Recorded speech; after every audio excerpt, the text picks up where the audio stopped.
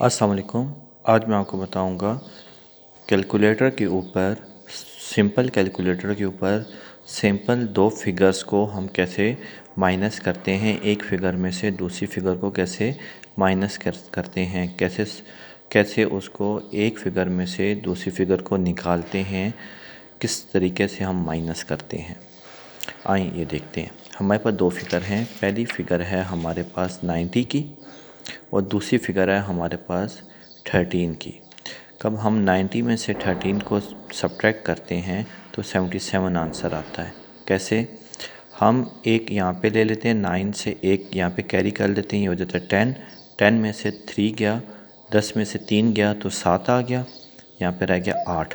एक यहाँ पे कैरी होके यहाँ पे आ गया था, यहाँ पे कितना रह गया 8। 8 में से एक गया तो पीछे रह गया 7, तो ये उसका जवाब आ गया 77। अब यही अमल जो हमने यहाँ पे किया है, अब यही अमल एक सिंपल कैलकुलेटर के ऊपर कैसे किया जाता है, आइए वो देखते हैं। हमें यहाँ पे सबसे पहले AC stand for all clear, हमने ऑल क्लियर किया।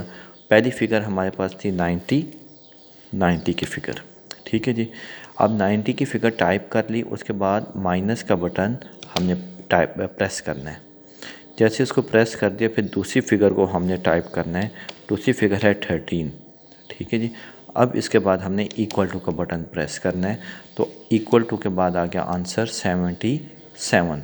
एक फ़िगर में से दूसरी फ़िगर को सब्ट्रैक्ट कैसे करते हैं सिंपल कैलकुलेटर पे?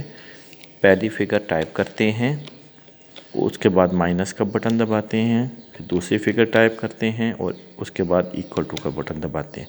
पहली फ़िगर में से दूसरी फ़िगर माइनस हो जाती है इस तरह। शुक्रिया।